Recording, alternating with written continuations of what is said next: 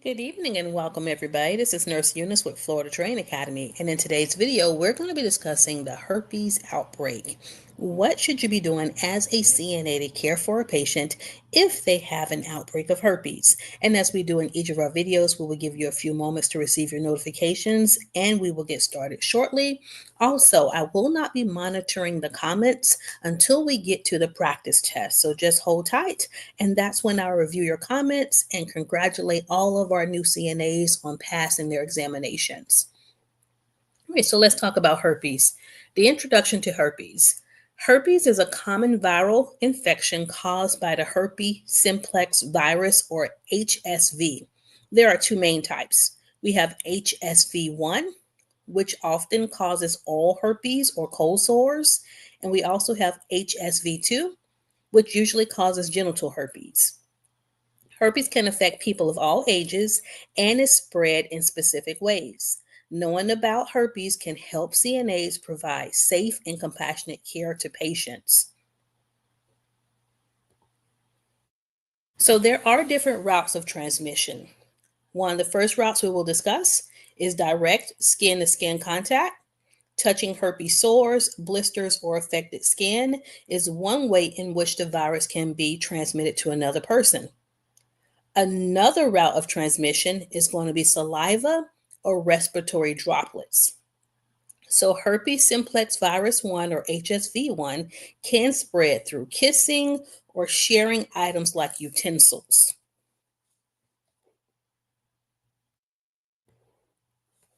This image may be a little graphic, but it can also be spread through sexual contact, and that would be your herpes simplex virus 2. It's commonly spread through vaginal, anal, and or oral sex, and the image shows what it would have looked like if you saw this on one of your patients. An additional route of transmission would be mother to child during birth. So if the mother has an active infection during delivery, she can spread the herpes to her infant. So herpes is not spread, however, through casual contact, such as hugging or sharing a bathroom. What are the signs and symptoms? So, HSV1 or oral herpes, we would have painful blisters or sores around the patient's mouth. Sometimes before the blister or the sore erupts, the patient may complain of a tingling or an itching sensation on the mouth. For genital herpes or HSV2, the blisters or sores are on the genitals, the buttocks, or the thighs. Another complaint that a patient may have would be pain during urination or genital discomfort. I chose this image to represent a patient who was probably immunocompromised, maybe due to cancer or HIV. But other symptoms of herpes could be fever, body aches, swollen lymph nodes that may break out during the outbreaks. But there are some people who may have no symptoms at all but can still spread the virus. The virus won't actually come out, or you won't start seeing the blisters until the patient is stressed or until they are sick. So be very careful if you're taking care of somebody who is more likely to contract infections, because you could definitely take this virus from one patient to another if you're not properly washing your hands. Let's talk about shingles. So we talked about HSV1, which was the cold sores, HSV2, which was genital herpes, but herpes zoster, also called shingles, is a painful skin rash caused by the chickenpox virus or varicella zoster virus. After a person has chickenpox, the virus stays in their body and can become active again later in life, thus causing shingles, as the image demonstrates there. It often shows up as a band of blisters on one side of the body or face. It can be very painful and contagious if the blisters are open. Why wear a mask for herpes zoster? So, we're going to talk about when PPE is required But specifically, if your patient has shingles, a diagnosis of shingles, shingles can be spread through the air. Thus, you're going to be required to not only have on your gown, your gloves, you're going to have to wear a mask also, because the virus can be passed to someone who's never had chickenpox or the chickenpox vaccine, and it could cause them to get the chickenpox. And so you're going to easily contract this virus if it's spread through the air, especially if you've not been immunized or if you've never had chickenpox. That's why CNAs may need to wear a mask to protect themselves or others from breathing the virus in the air. In our next slide, let's talk about the preventative measures. First, of course, is hand hygiene. You're going to wash your hands frequently, especially after touching a patient or handling contaminated items. Of course, you're going to wear gloves. Always wear gloves when caring for a patient with sores or lesions, even if you don't know the reason or the cause. Put on those gloves. Third, avoid direct contact with sores. You can use barrier protection like gloves and gowns, especially if you're bathing someone. If you're bathing someone and they have skin lesions, put a gown on. And if they ask why, just say that you want to protect them because you have some sick patients. But make sure that you protect yourself in the process. Using the proper PPE. So if it's Herpes Simplex Virus 1 or Herpes Simplex Virus 2, hand hygiene and gloves. But if it's herpes zoster, don't forget that you're going to have to gown up and also wear a mask. Let's say that you're the CNA who works in a group home or some type of home health environment where the nurse may not be there.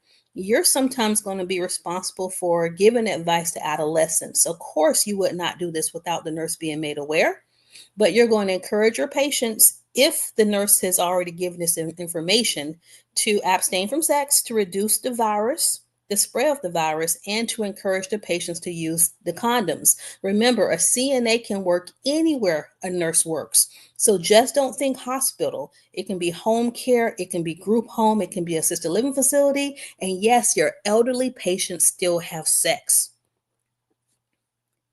Another preventative measure is going to be 6, avoiding sharing personal items. So they should not share utensils, any lymph ointments, or razors if someone has herpes. And then patient education. You're going to teach your patients about triggers for outbreaks like stress or illness and encourage them to perform hand hygiene regularly. As a CNA, when you go into the room and you see a patient who has a herpes outbreak and they've touched their lip and now they're touching everything around their table, they're touching the call bell, they're touching the side rail, you want to remind them to use to wash their hands. You're going to provide them with whatever they need to keep their hands clean.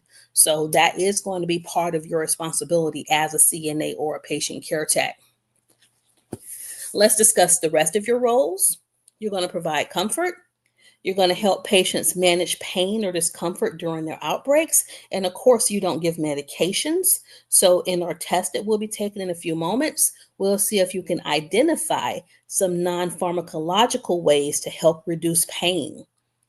You're going to maintain confidentiality. You're going to respect the patient's privacy and avoid discussing their condition with others. If they're not directly involved in the patient's care, they should not know about the patient's medical conditions. The third way that you're going to participate in this patient's care is you're going to monitor for symptoms. I'm the nurse. I may not know that the patient has a lesion on their labia or their vaginal lip. But if you're given a bath and you see the lesion, you're going to actually notify me once the bath is done. So you're going to report any signs of infection or worsening symptoms to the nurse. Of course, you can't stop the bath immediately. Finish your bath and then make your nurse be made aware.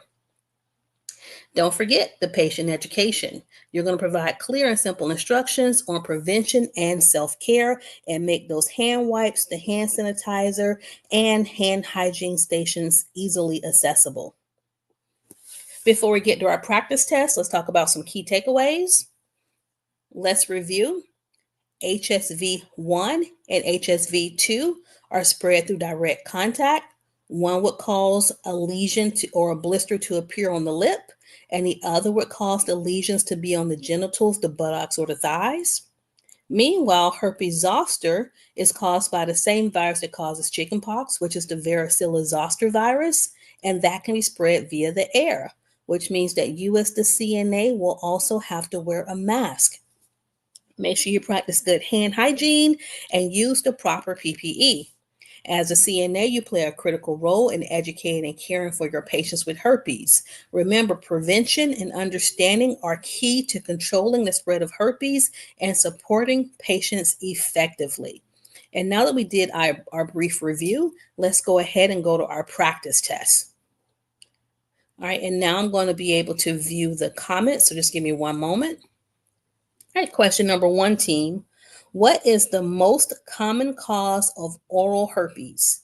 Is it HSV1, HSV2, HPV, or HIV?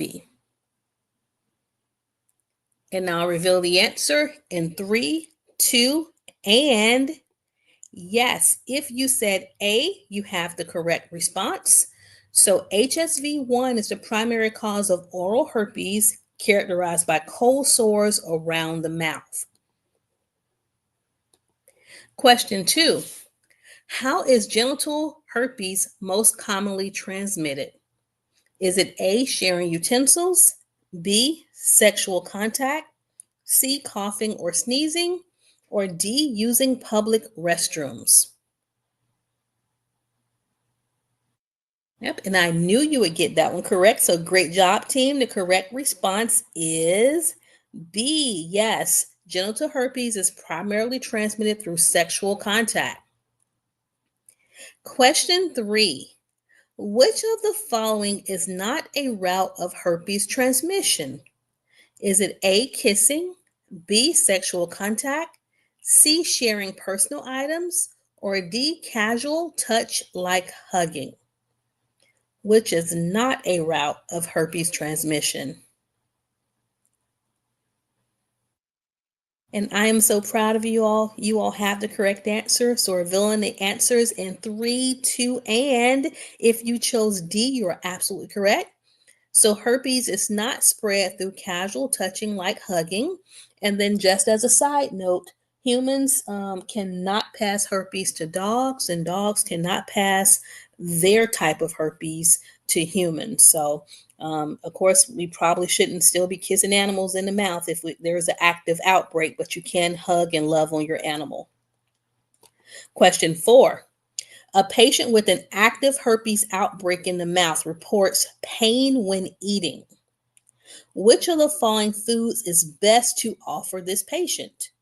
Would it be A, tomato soup and orange juice, B, crackers and peanut butter, C, applesauce and yogurt, or D, hot chili and soda? All right, I'll give you a couple of more seconds. And we'll give you 5 seconds on this one, so revealing the correct response. In 4, 3, 2, and yes, you are correct. It is C, applesauce and yogurt. So we're going to focus on a soft, bland, and cool diet. So things like applesauce and yogurts are gentle on oral sores and reduce irritation. Acidic foods like tomatoes and citrus and spicy items can cause pain and worsen inflammation. Crackers and peanut butter can stick to the mouth and be hard to swallow, while chili and soda are spicy and acidic, and both should be avoided. Great job, team. Question 5. What is the primary purpose of wearing gloves when caring for a patient with herpes? And I know 100% of you all are going to get this answer correct. Is it A, to keep the hands warm, B, to protect the patient's skin, C, to reduce allergic reactions, or D, to prevent the spread of infection?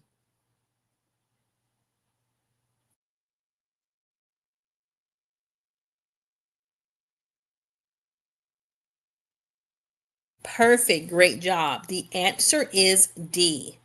Gloves prevent the spread of infection by providing a barrier against direct contact with sores. Question 6. Which of the following is true regarding the risk of scarring after an oral herpes outbreak? A, scarring is common and usually permanent. B, scarring only occurs if the patient is taking antiviral medication. C, most outbreaks heal without permanent scarring. Or D, the patient must scrub the lesions daily to prevent scarring.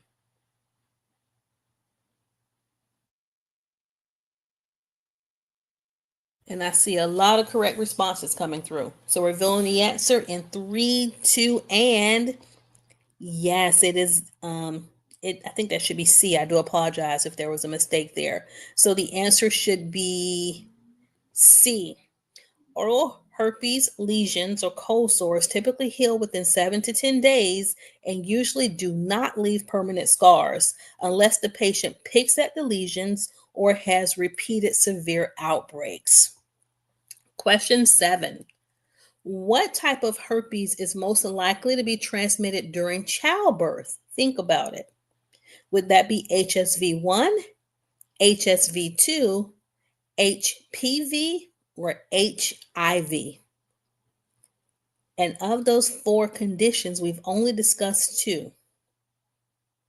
So which do you think would most likely be transmitted during childbirth? And yes, I am so proud of you. If you chose B, you are absolutely correct. So herpes simplex virus 2 can be transmitted from mother to child during delivery, especially if the mother has an active herpes outbreak. Question 8. Why is patient education important for preventing herpes outbreaks?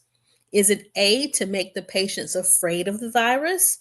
B, to promote antiviral medication use? C, to encourage self-care and prevention? Or D, to reduce healthcare cost? So the nurse provides the education and you reinforce what the nurse has said. So you can reinforce the education. Why are we educating our patients? And revealing the correct response in 3, 2, and you have it correct, Vanessa and Hilda and Tori and Sophia and Raina. You are correct. Education empowers patients to prevent and manage outbreaks effectively. Remember, when they leave your hospital, when they leave your nursing home, when they leave your group home, this virus will remain dormant in their body for a lifetime. So if they were to have another outbreak, we need to be teaching them how to manage the outbreaks and also how to prevent them. Question number 9. Which of the following items should not be shared to prevent HSV1 transmission? Would it be towels, lip balm, utensils, or all of the above? Which should not be shared?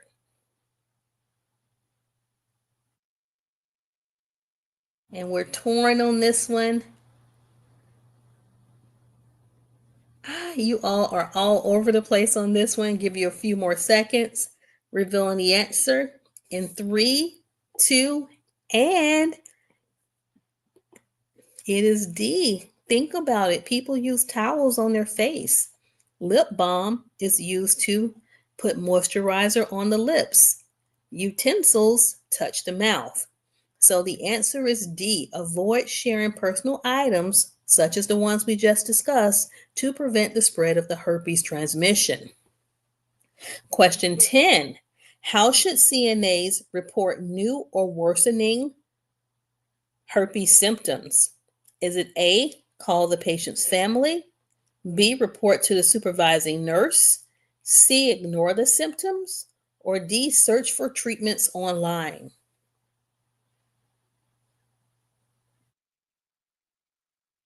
Yeah, and you got it right. We are going to be reporting our concerns to the nurse. So the response is B. CNA should report any new or worsening symptoms to the nurse. Don't assume the nurse is aware. You let the nurse know, and then that way the nurse can provide the follow-up treatment if needed. Question 10. When providing mouth care to a patient with an active oral herpes outbreak, the CNA should A. Use alcohol-based mouthwash to clean the sores. B. Encourage the patient to brush vigorously to remove crust.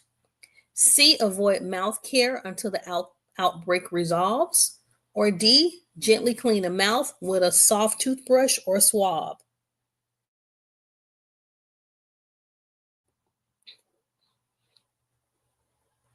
Perfect, team. You are correct. It is D. So even though they have an active outbreak, mouth care is still important, but it must be done gently to avoid further irritation or injury. A soft toothbrush or moistened swab helps to maintain hygiene without aggravating the sores. We're not going to use an alcohol based mouthwash or vigorous brushing because that can cause damage and or pain. Question 12. A CNA notices a patient under stress due to family issues. What should the CNA understand about stress and herpes outbreaks? A. Stress has no impact on outbreaks. B. Stress can trigger outbreaks. C. Stress cures the virus. Or D. Stress prevents further outbreaks. What do you think, team?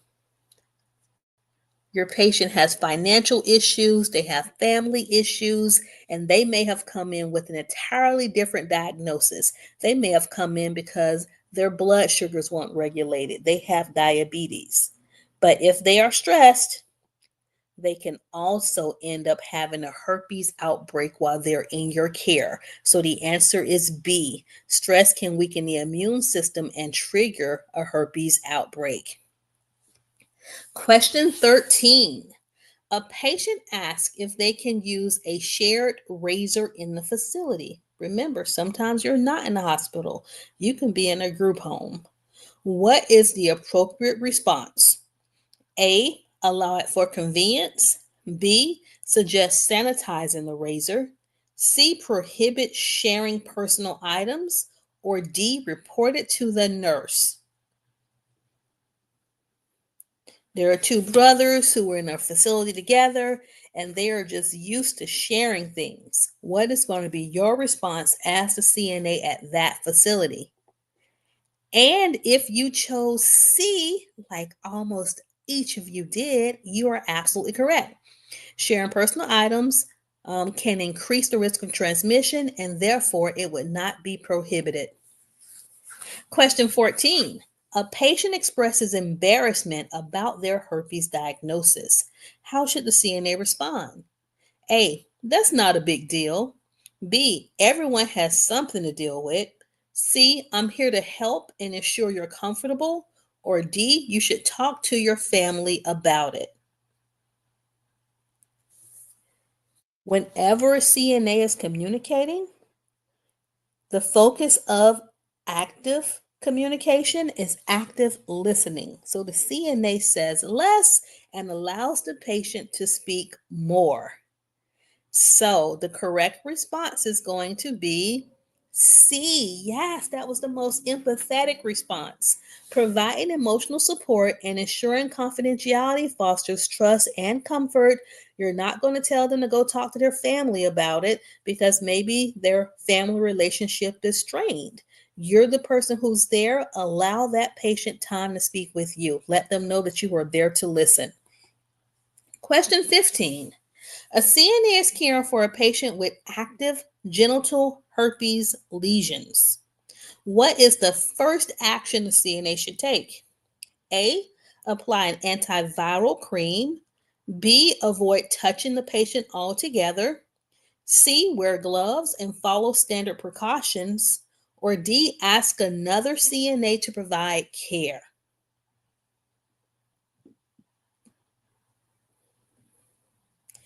And you all are amazing. The answer is C. Wearing gloves and following standard precautions prevents infection transmission. And it's really it's sad to see when a patient gets really sick that they will have an herpes outbreak and their lip could be crusted over. And I know they're embarrassed. So the way that you handle this situation as a caregiver, it can be, really beneficial to your patient if you just let them know you're there for them. And yes, you're gowned up, you're gloved up, but you're not going to isolate them and leave them in the room by themselves. So you're still going to provide care. You're just going to wear the appropriate PPE. Question 16. A patient inquires about triggers for herpes outbreak. Which of the following is not a trigger? Stress, illness, sunlight exposure, or hydration? Which of those is not a trigger? Which would most likely not cause a herpes outbreak?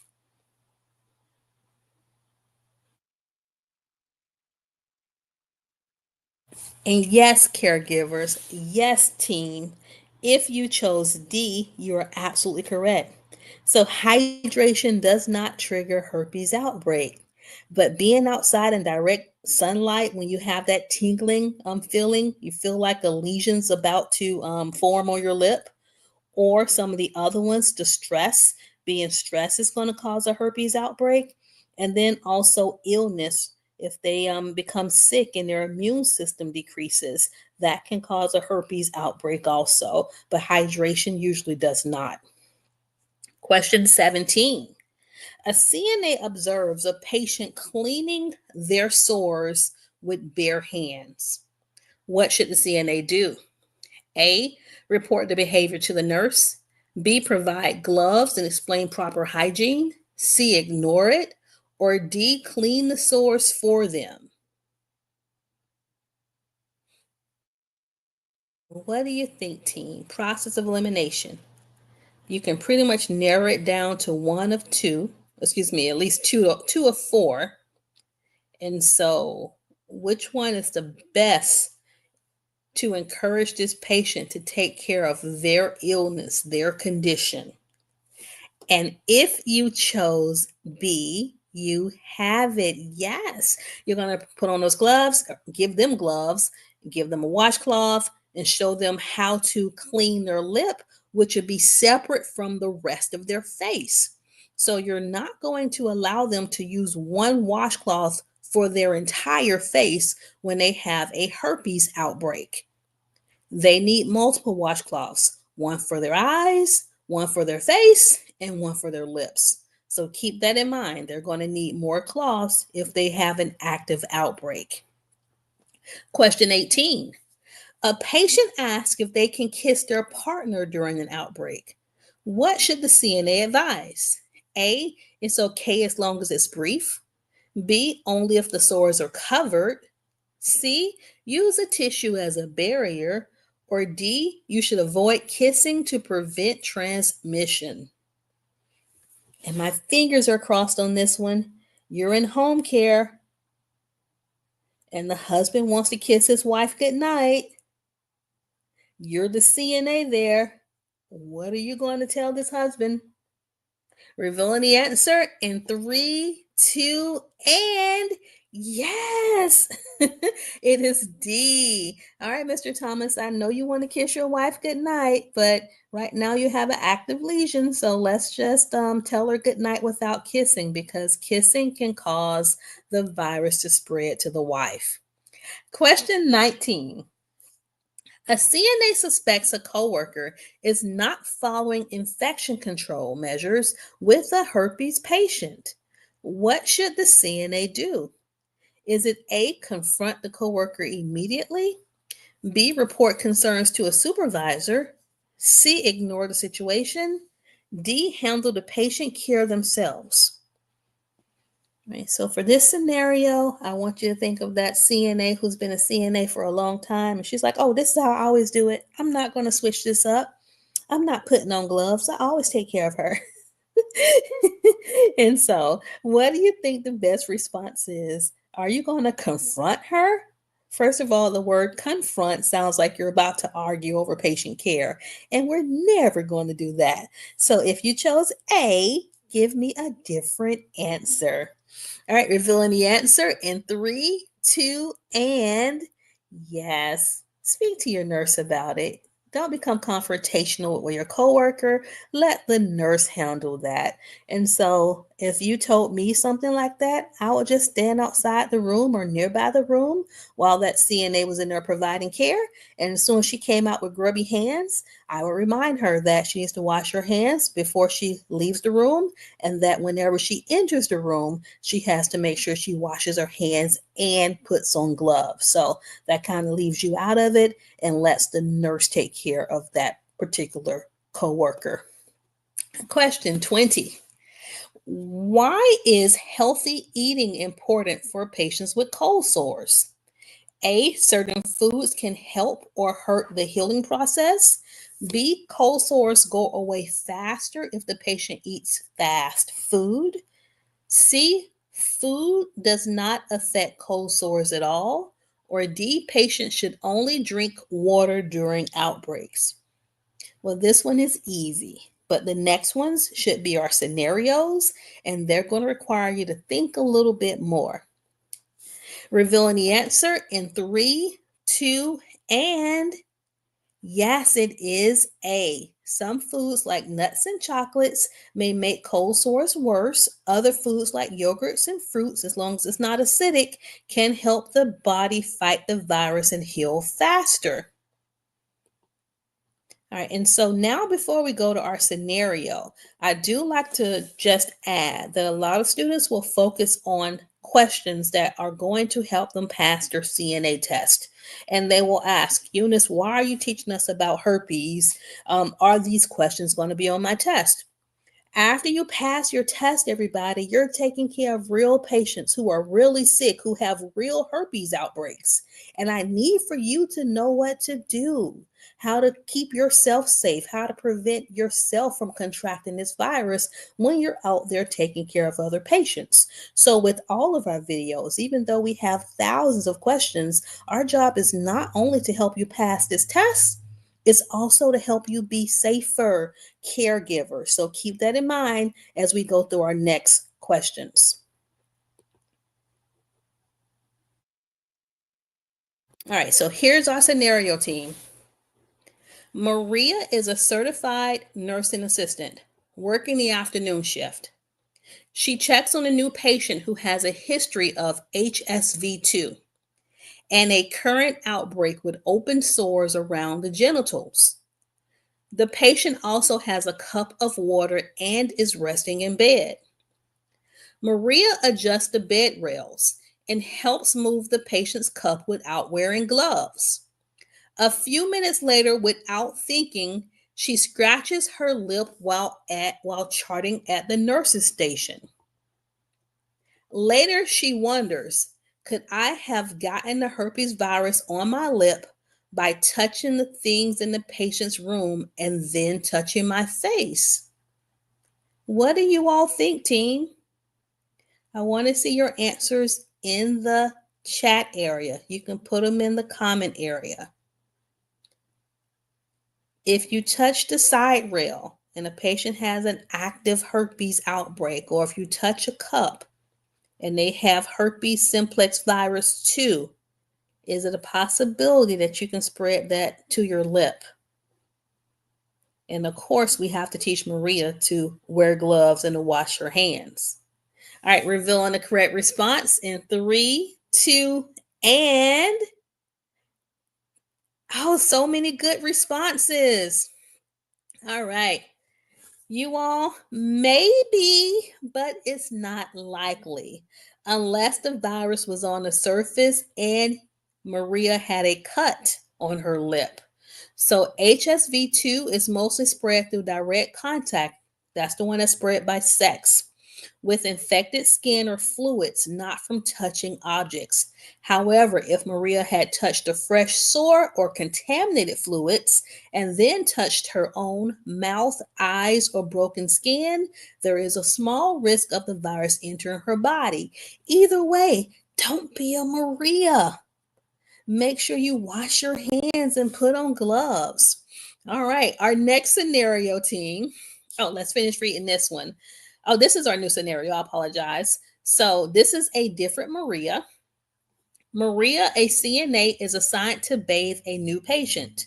While assisting with undressing, the patient says, "My back is really sore, and I think I have some kind of rash or blisters back there again. It feels like the shingles I had before." I hope none of you all is named Maria because I'm really working you today. All right, so this poor Maria. Maria looks and notices a cluster of red blister like bumps on one side of the patient's back. The area looks painful and possibly infected. Maria suddenly remembers she's never had chickenpox and has not received the chickenpox vaccine. What should Maria do? So, this patient has admitted to having shingles previously, and it feels as if she has shingles again. Maria is in there to give a bath. What should she do, everybody? All right, I'll give you a few seconds to enter your responses in the chat area. And whether you're wrong or right, it doesn't matter. It's just getting you to think about this because in a few weeks, this could happen to you for real. What do you do? All right. So, as a CNA and as a nurse, we don't diagnose. So, you would, of course, notify the nurse. I would go in, I would assess, I would notify the doctor. But as of right now, it's just suspected.